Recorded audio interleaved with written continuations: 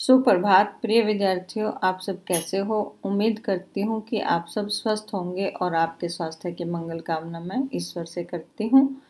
प्यारे बच्चों, आज हम इस कक्षा में हिंदी की पूरक पाठ्य पुस्तक भारत की खोज के पाठ 3 सिंधु घाटी की सभ्यता के भाग 8 को करेंगे। पिछली कक्षाओं में हमने 1 से लेकर 7 भाग पूर्ण किए। आज हम 8वां भाग करेंगे। आइए देखते हैं 8वें भाग में चंद्रगुप्त और चाणक्य मौर्य साम्राज्य की स्थापना। आइए इस पाठ का अध्ययन करें और समझें कि किस प्रकार नेहरू जी ने इसमें हमें चंद्रगुप्त, चाणक्य और मौर्य साम्राज्य की स्थापना के बारे में बताया। अध्ययन करते हैं। भारत में बौद्ध धर्म का प्रचार धीरे धीरे हुआ। मूल रूप में यह क्षत्रिय आंदोलन था और शासक वर्ग तथा पुरोहितों के बीच संघर्ष का प्रतिनिधित्व करता था। पश्चिमोत्तर प्रदेश पर सिकंदर के आक्रमण से इस विकास को आगे बढ़ाने में विशेष मदद मिली और 2 ऐसे विलक्षण व्यक्ति सामने आए। विलक्षण कहा जाता है अद्वितीय या अद्भुत। 2 ऐसे अद्भुत व्यक्ति सामने आए जिन्होंने बदलती हुई परिस्थितियों का लाभ उठाते हुए उन्हें अपनी मर्जी के मुताबिक अर्थात अपने अनुसार ढाल लिया। ये थे चंद्रगुप्त मौर्य और उनके मित्र, मंत्री और सलाहकार चाणक्य। कौन थे? उनके मित्र, मंत्री और सलाहकार चाणक्य। इन दोनों का मेल बहुत कारगर साबित हुआ। कारगर कहा जाता है उपयुक्त। कारगर साबित हुआ। दोनों मगध के उस शक्तिशाली नंद साम्राज्य से निकाल दिए गए थे जिसकी राजधानी पाटलिपुत्र थी। पाटलिपुत्र को कहा जाता है आधुनिक जो अब पटना है, वह पहले क्या थी? पाटलिपुत्र।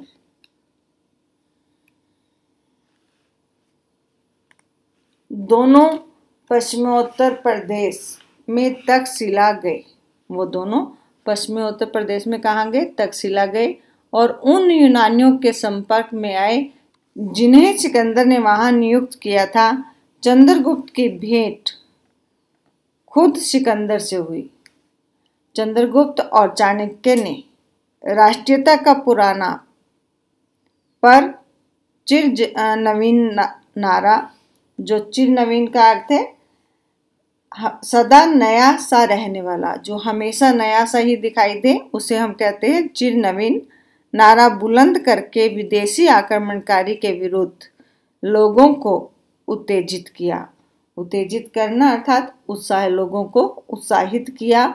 यूनानी सेना को खदेड़कर उन्हें भगाकर तक्षशिला पर अधिकार कर लिया गया। राष्ट्रीयता की पुकार सुनकर बहुत से लोग चंद्रगुप्त के साथ हो गए और उन्हें साथ लेकर चंद्रगुप्त पटना तक पहुंच गया। सिकंदर की मृत्यु के 2 ही वर्ष में उसने पाटलिपुत्र पर अधिकार करके मौर्य साम्राज्य की स्थापना की। तो सिकंदर की मृत्यु के 2 वर्ष के बाद उसने पाटलिपुत्र पर क्या किया? अधिकार किया और मौर्य साम्राज्य को वहां पर किसकी स्थापना की? मौर्य साम्राज्य की स्थापना की। लिखित इतिहास में पहली बार एक विराट केंद्रीय राज्य की स्थापना हुई। पाटलिपुत्र इस महान साम्राज्य की राजधानी था। पाटलिपुत्र क्या था? जो महान साम्राज्य था उसकी राजधानी बनी। यह नया राज्य था कैसा? सौभाग्य से हमें इसका पूरा ब्यौरा मिलता है। पूरा ब्यौरा मीन्स पूरा वर्णन मिलता है, भारतीय भी और यूनानी भी। एक विवरण कहा जाता है वर्णन, जो उसका वर्णन हुआ। सेल्यूकस के राजदूत मैग्नेस्टिस ने है और दूसरा है कौटिल्य का अर्थशास्त्र, जो कहीं अधिक महत्वपूर्ण राजनीतिक शास्त्र है और उसी समय की रचना है। कौटिल्य चाणक्य का ही दूसरा नाम है। जो कौटिल्य है वो किसका दूसरा नाम है? चाणक्य का। वह हर दृष्टि से बड़ा आदमी था, बुद्धिमानी में भी और कर्मठता में भी। कर्मठता कहा जाता है काम करने में जो उत्कृष्ट भावना रखता हो, उसे जो पूरी मेहनत से काम करता हो उसे कहते हैं कर्मठता। इस युग के बारे में एक प्राचीन भारतीय नाटक है मुद्रा राक्षस। कौन सा प्राचीन नाटक है? मुद्रा राक्षस। इस नाटक में चाणक्य की तस्वीर उभरती है, सामने आती है। साहसी और षड्यंत्री, अभिमानी और प्रतिशोधी, जो न कभी अपमान को भूलता है न अपने लक्ष्य को ओझल होने देता है। षड्यंत्री कहा जाता है छल कपट करने वाले को, और प्रतिशोधी कहा जाता है बदला लेने वाले को, और ओझल कहते हैं जो कभी इधर उधर ना दिखाई दे, उसे ओझल कहते हैं। जो हमेशा सामने रहे, अपने लक्ष्य को ओझल होने देता है, हमेशा अपने सामने ही रखता है। दुश्मन को धोखा देने और पराजित करने के लिए वह हर तरीके का इस्तेमाल करता है। वह साम्राज्य की बागडोर कहते हैं नियंत्रण को, अपने हाथ से संभाले रहता है और सम्राट को स्वामी की तरह नहीं बल्कि एक प्रिय शिष्य की तरह देखता है। अपने जीवन में वह सादा और तपस्वी है। सादा कहते हैं सिंपल, और तपस्वी कहते हैं जो हमेशा तपस्या में रहता है, इधर उधर की और ध्यान नहीं देता। ऊंचे पदों की शान शौकत में उसकी दिलचस्पी नहीं है। जब वह अपनी शर्त पूरी कर लेता है, जो शर्त लेता है उसे जब पूरा कर लेता है और अपने उद्देश्य में सफल हो जाता है तो सेवानिवृत्त कहा जाता है कार्य से मुक्त होकर सेवानिवृत्त होकर चिंतन मग्न का जीवन बिताना चाहता है। अपने लक्ष्य को पूरा करने के लिए शायद ही कोई ऐसी बात रही हो जिसे करने में चाणक्य को किसी प्रकार का संकोच होता है, किसी प्रकार का वो संकोच करे। चाणक्य के अर्थशास्त्र में व्यापक कहा जाता है विस्तृत को। चाणक्य के अर्थशास्त्र में व्यापक स्तर पर अनेकानेक विषयों पर लिखा गया है। उसमें शासन के सिद्धांत और व्यवहार के लगभग सभी पहलुओं पर विचार किया गया है। इसमें चंद्रगुप्त की विराट सेना का विस्तार से वर्णन किया गया है। आगे देखिए। चाणक्य का कहना है कि केवल संख्या से कुछ नहीं होता, अनुशासन और उचित नेतृत्व के अभाव में वे बोझ बन जाते हैं। कि नेतृत्व के अभाव में, जो अभाव कहा जाता है कमी में, वे बोझ बन जाते हैं। इसमें रक्षा और किलेबंदी के बारे में भी बताया गया है। पुस्तक में चर्चित अन्य विषयों में व्यापार और वाणिज्य, कानून और न्यायालय, नगर व्यवस्था, सामाजिक रीति रिवाज, विवाह और तलाक, स्त्री के अधिकार, कर और लगान, कृषि, खानों और कारखानों को चलाना, दस्तकारी, मीडिया, बागवानी, उद्योग धंधे, सिंचाई और जल मार्ग, जहाज और जहाजरानी, निगमें, जनगणना, मत्स्य उद्योग, कसाई खाने, पासपोर्ट और जेल सब शामिल हैं। वो कहते हैं कि जो ये सारी चीज़ें हैं वो एक पुस्तक में उनकी चर्चा की गई है, और ये सारे विषय इन विषयों के बारे में। इसमें विधवा विवाह को मान्यता दी गई है और विशेष परिस्थितियों में तलाक को भी। अपने राज्याभिषेक कहा जाता है।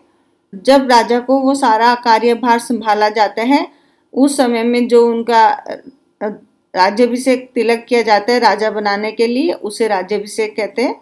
अपने राज्याभिषेक के समय राजा को इस बात की शपथ लेनी पड़ती थी कि वह प्रजा की सेवा करेगा। उसका सुख उसकी प्रजा के सुख में है। उसे यह स्वीकार करना, शपथ लेनी पड़ती थी कि वह अपनी प्रजा की हमेशा सेवा करेगा और प्रजा का सुख ही क्या है, उसका सुख होगा। उसकी खुशहाली में, प्रजा की खुशहाली में अगर प्रजा खुश है तो वह उसी को अच्छा समझेगा। जो उसकी प्रजा को अच्छा लगेगा उसे नहीं, जो खुद को अच्छा लगे। यदि राजा उत्साहित होगा तो प्रजा समान रूप से उत्साहित होगी। सार्वजनिक काम राजा की मर्जी के मोहताज नहीं होते। मोहताज कहा जाता है निर्भर होना। उसे खुद हमेशा इनके लिए तैयार रहना चाहिए। यदि कोई राजा अनीति करता है, यदि कोई राजा गलत कार्य करता है, तो उसकी प्रजा को अधिकार है कि उसे हटाकर किसी दूसरे को उसकी जगह बिठा दे। तो इस प्रकार हमने देखा चंद्रगुप्त, चाणक्य और मौर्य साम्राज्य की स्थापना। आइए अब आगे देखते हैं अशोक के बारे में। अशोक के जीवन के बारे में क्या कहा गया, आइए जाने।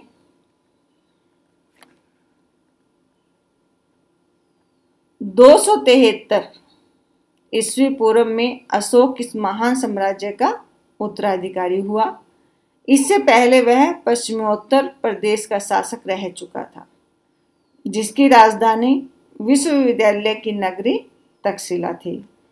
जिस साम्राज्य के उत्तराधिकारी बने, उससे पहले भी वो पश्चिमी उत्तर प्रदेश का शासक हुआ और वहाँ की राजधानी कौन सी थी? तक्षशिला थी। उस समय साम्राज्य के भीतर भारत का बहुत बड़ा भाग आ चुका था और उसका विस्तार, पूरा वर्णन मध्य एशिया तक हो चुका था। केवल दक्षिण पूर्व और दक्षिण का एक भाग उसके अधिकार क्षेत्र में नहीं आ पाए थे। संपूर्ण भारत को एक शासन व्यवस्था के मतहत इकट्ठा करने के पुराने सपने ने अशोक को प्रेरित किया। संपूर्ण कहा गया सारा भारत, और मतहत होता है किसी के अधीन होना, ठीक है। उसको सबको इकट्ठा करने का पूरा सपना जो था उनका, उन्होंने उसको प्रेरित किया और उसने तत्काल में शीघ्र ही पूर्वी तट के कलिंग प्रदेश को जीतने की ठान ली। कलिंग के लोगों के बहादुरी से मुकाबला करने के बावजूद अशोक की सेना जीत गई। इस युद्ध में भयंकर कत्लेआम हुआ। कत्लेआम का अर्थ है नरसंहार होना, मारकाट होना।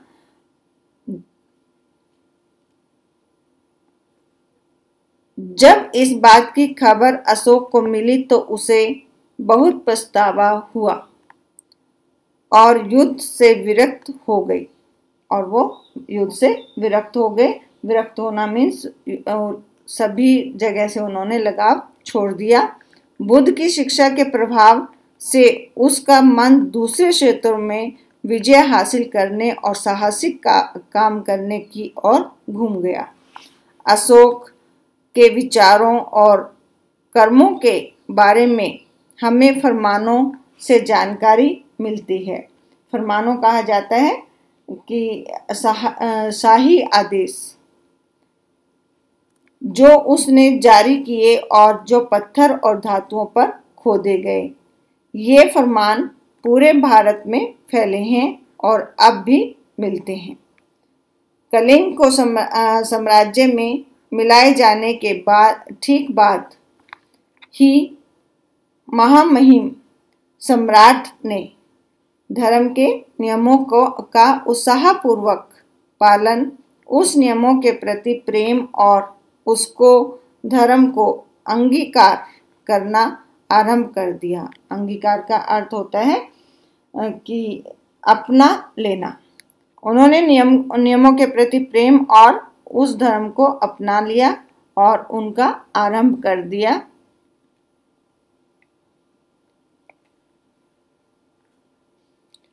उनके एक फरमान में कहा गया है कि अशोक अब आगे किसी प्रकार की हत्या या बंदी बनाए जाने को सहन नहीं करेगा। कलिंग में मरने और बंदी बनाए जाने वाले लोगों के 100वें 1000वें हिस्से को भी नहीं। सच्ची विजय कर्तव्य और धर्म पालन करके लोगों के हृदय को जीतने में है। फरमान में आगे कहा गया है, इसके अलावा यदि कोई उनके साथ बुराई करेगा तो उसे भी जहां तक संभव होगा महामहिम सम्राट को झेलना। सम्राट कहा जाता है राजा को, जो वहां का राजा है। महामहिम सम्राट को झेलना होगा। महामहिम सम्राट की यह आकांक्षा है कि जीव मात्र की रक्षा हो। आकांक्षा, इच्छा, और जीव मात्र प्रत्येक जो प्राणी है, प्रत्येक प्राणी की रक्षा हो, उनमें आत्म संयम हो, उन्हें मन की शांति और आनंद प्राप्त हो। इस अद्भुत शासक ने, जिसे आज भी भारत और एशिया के बहुत से दूसरे भागों में प्यार से याद किया जाता है, इस अनोखे शासक ने, अद्भुत अनोखे शासक ने, जिसे आज भी कौन कौन, भारत और एशिया के बहुत से दूसरे जो भाग हैं वो भी उन्हें प्यार से याद करते हैं। अपने आप को बुद्ध की शिक्षा के प्रचार में, नेकी और सद्भाव के काम में तथा प्रजा के हित के लिए सार्वजनिक कार्यों के प्रति समर्पित कर दिया। उसने ऐलान कर दिया था, ऐलान कहा जाता है घोषणा को, उसने घोषणा कर दी थी कि वह इनके लिए हमेशा तैयार है। हर स्थान पर और हर समय सरकारी कर्मचारी जनता के कार्यों के बारे में उसे बराबर सूचना देते रहे, चाहे जिस समय और जहां भी हो। वह लोकहित, लोगों की भलाई के लिए अवश्य काम करेगा। खुद कट्टर कहा जाता है पक्का बौद्ध होने पर भी उसने दूसरे धर्मों को बराबर आदर और महत्व दिया। अशोक बहुत बड़ा निर्माता कहा जाता है बनाने वाला। अशोक बहुत बड़ा निर्माता भी था। उसने अपनी कुछ बड़ी इमारतों को बनाने में मदद के लिए विदेशी कारीगरों को रख छोड़ा था। यह नतीजा एक जगह इकट्ठे बने स्तंभों के डिजाइन से निकाला गया है और जो पर्सिपोलिस की याद दिलाते हैं। पर्सिपोलिस कहा जाता है एक विदेशी तरीके की याद दिलाते हैं, लेकिन इस शुरू की मूर्तिकला और दूसरे अवशेष कहा जाता है जो बचे खुचे अंश होते हैं टुकड़ों में, अवशेषों में भी भारतीय कला परंपरा की विशेषताएं दिखाई पड़ती हैं। 41 साल तक अनवरत शासन करने के बाद, अनवरत मीन्स लगातार शासन करने के बाद ईस्वी पूर्व 232 में अशोक की मृत्यु हो गई।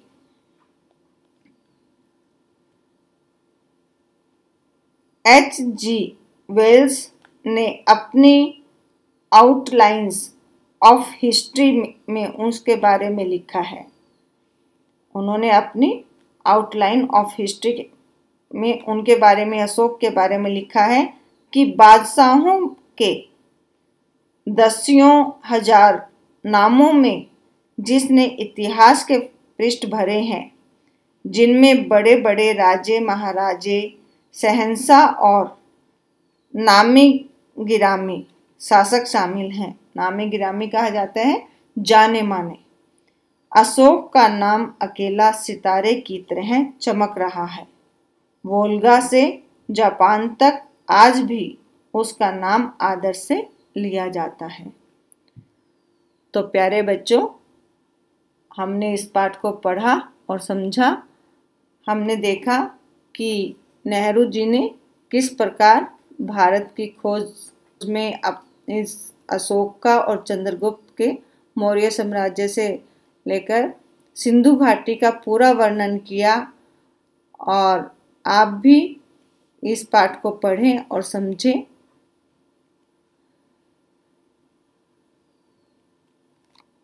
धन्यवाद। आपका दिन शुभ हो। अगली कक्षा में हम अगले विषय के साथ मिलेंगे।